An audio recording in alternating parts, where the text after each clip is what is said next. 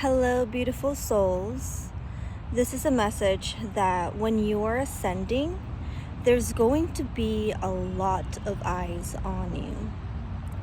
And I'm getting the feeling that a lot of you are not used to having a lot of eyes on you because of your upbringing, where you were taught that being seen was not safe.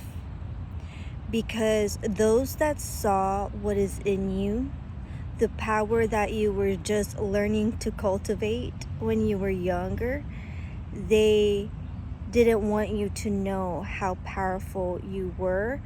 And so they did everything in their power to shame, shun, and make you feel less than. And as a way to protect yourself, your inner child, your inner teen, you decided that it's better to hide, it's better to not be seen. But you can't hide what is already naturally radiating out of you, which is your power, which is your essence. And for some people, you may feel as though that you're doing nothing, you're simply being yourself, and you can have very strong reactions from people, whether they like you or they don't like you, simply for existing. And this is a reminder that don't be afraid to be seen. Do not be afraid, because as you already know, you're more powerful than you give yourself credit for. And at the same time, throughout the years, you've been learning to cultivate a sense of inner security, because you have gone through the ringer in different ways where humans would humiliate you, would ostracize you, would shame you, would disregard how powerful you are. And therefore you had to learn that their acceptance wasn't what was important. That wasn't the mission. And maybe you went through things in your journey where you had to learn the hard way, painful way, challenging way, that not everyone is going to be for you, or not everyone is going to be for you for a long time. And that in the grand scheme of things, the universe, God, Mother Earth, whoever that you believe in, or even if it's just yourself, is the true security. That is where your worthiness lies.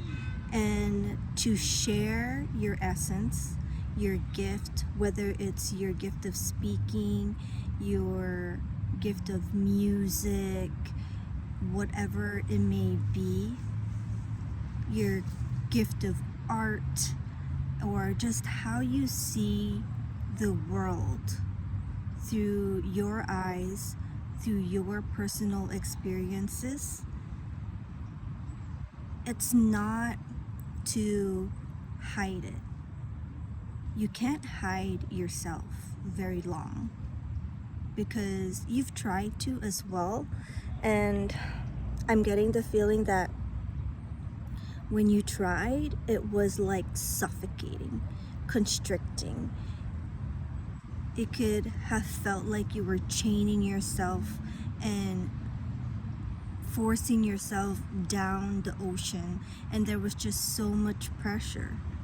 But when you unleash those chains, you realize that it's better to be seen and misunderstood and have people be triggered because of who you are and what you bring to the table, because that is your job. Sometimes it's literally to trigger other people, because that trigger causes a chain reaction for them, and even within yourself, to awaken what was dormant within them, to face, if they so choose to, the shadows within themselves. And that's why even when other people trigger us, there's so much there is so much squirrels around me. That's why I'm just looking around. They are so freaking cute. That's why when you yourself are triggered by other people, it is a blessing. It's a gift. It's like, what within me have I yet to accept? Or if you feel jealous with others, or even admire other people, it's also a reflection of what within me does that reflect. And in the grand scheme of things, everything is neutral. Nothing is either bad or good, but we're allowed to feel all the human emotions and not suppress them at all, because then we're just going back to the analogy of constraining ourselves to the bottom of the ocean.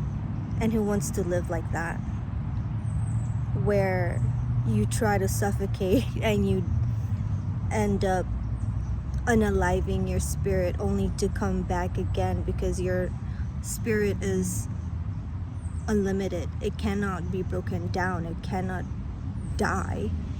And so you just keep living this reality over and over again. And it's like, at that point, it's silly, right? It's silly. Why are you choosing to sink when there's a whole ocean to explore? I mean, only like what, 3% of the ocean is actually explored, so you only want to explore 3% of who you really are? That is sad. I mean, even if it takes lifetimes, because I mean, in my opinion, we come back over and over and over again to experience all the unlimitedness of who we are. And I think that's beautiful. And then even in the beauty, I take that as confirmation. Even in the beauty, it's like, the beauty does not mean like everything is as we expected.